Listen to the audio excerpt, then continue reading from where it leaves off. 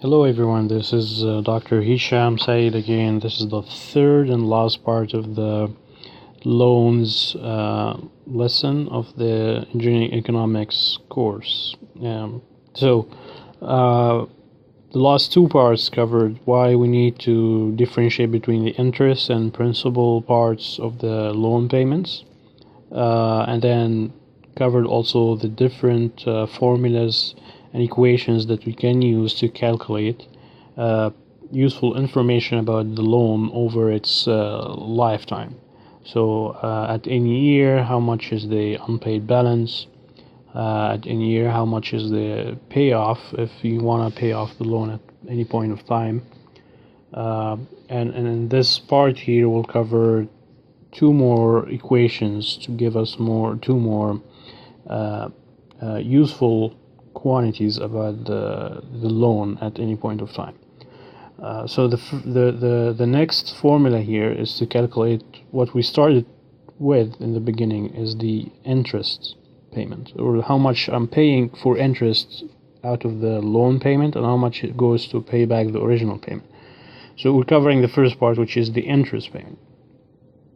So the interest payment is now calculated simply by looking at the beginning balance, and then, like we did or showed in the first part of this series, how to calculate this step by step. So 10% of the beginning balance equals the interest payment. So we use this idea to say now the interest payment at any time t equals the interest rate multiplied by the unpaid balance of the previous year.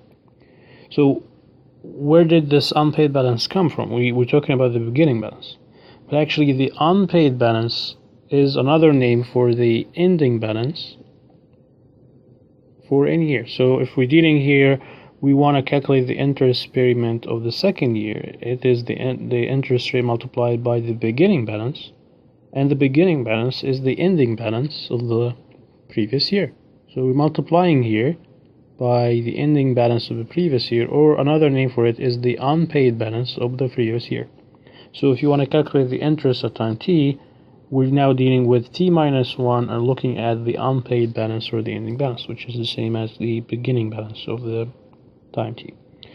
So this is just an example to show you about the formula. The general formula is the interest rate equals the interest payment equals the interest rate multiplied by the unpaid balance of at the previous year, at the end of the previous year, and the unpaid balance at any time t will equal that formula.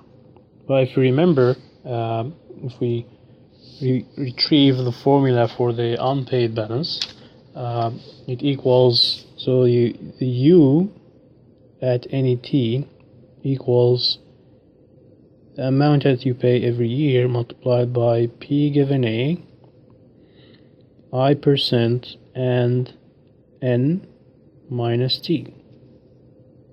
So this is the original formula for the unpaid balance. But now if we're dealing with the unpaid balance of t minus 1, then the formula will be changing a little, that we're dealing with n minus t plus 1. So it's like you're taking out this t and putting t minus 1, so minus t minus 1, it turns out to be minus t plus 1. So just take out this t and put, let's say, t prime minus 1, substitute it here, you will end up with ut minus 1. So it turns out to be that we're still using the same formula, but just correcting the number of years that we use in the interest factor here. So if you adjust the formula here using some calcs, we don't need to deal with it, but in the background you can actually do some calcs and find out that the IT, or the interest payment, will equal this formula, but now in terms of P given F. So it might be a good exercise for you to substitute this factor by the formula for P given A and do some work or massaging of the equation. You actually find that you end up with another equation of a P given F. So let's give it a try and see how for the third year. So it's a matter for us to apply the formula here. So the formula here says it's a function of p given f. So if we apply the formula, it will equal a, which is always the same, it's the same loan agreement,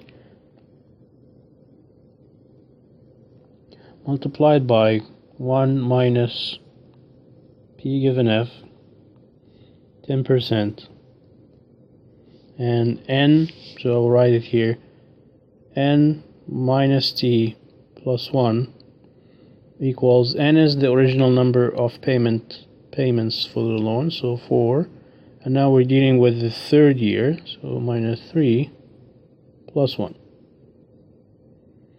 So this turns out to be 2. So now we're putting 2 in this factor here. So if you calculate this I3, or the interest payment of the third year, but let's first figure out the factor value here. So to get the factor value for that, you will find that it's equal to 0.82645. So if you look at the interest tables, you'll find the value for this. So going back now, if you use this value to calculate the interest of the third year, it turns out to be 547.5,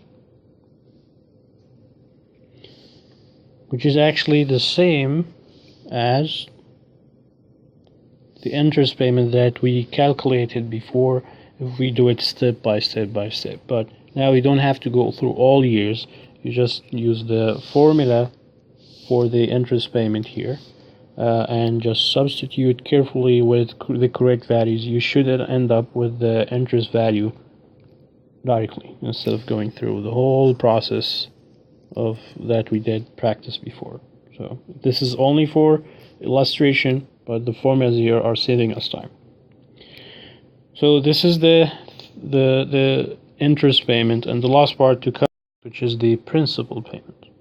So the principal payment is the portion of the payment that is, as explained before, that is used to cover the loan principal, the original amount of the loan. And now if you calculate the interest payment, or the interest part of the payment, now you can get the principal part by doing this simple deduction. And if we put now the interest payment formula, you can figure out now that the principal payment will equal that part. So very simple, just use now the formula to calculate the principal payment at and let's practice this now, which will be straightforward application of the values here, and we're dealing still with the third year, and we're still dealing with n minus t plus 1. So always n is the number of payments that you originally had, minus 3 plus 1, this equals 2. So we're still dealing with this value 2 for the factors. So if you want to calculate the principal payment at the end of the second year, dealing with the same equal payments for the loan, multiplied by p given f, 10%, and then 2, which is n minus t plus 1. So the value of the factor is the same, it's just now calculating E2, the principal part of the payment of the second year, which will turn out to be 2,607.2. So this is the answer for this part, and as you can see here, the principal of the third year, this is the same value that we got by directly just applying the formula. We got it also by doing this exhaustive long process of following the values over all the years. So again, we're using the formula of the equations here to save us time to calculate different values, the useful values about the loan, and pieces of information about the loan that you're committed to. And this should be the end of the lecture. I hope you watched this and it answered or covered most of the parts that or the ideas about loans and borrowing and lending. And please, if you have any questions still remaining, please email me so I can answer your questions either by email or when I meet you in person. So have fun with this class and also the homework on this topic here, and I will see you soon in the class. Thank you.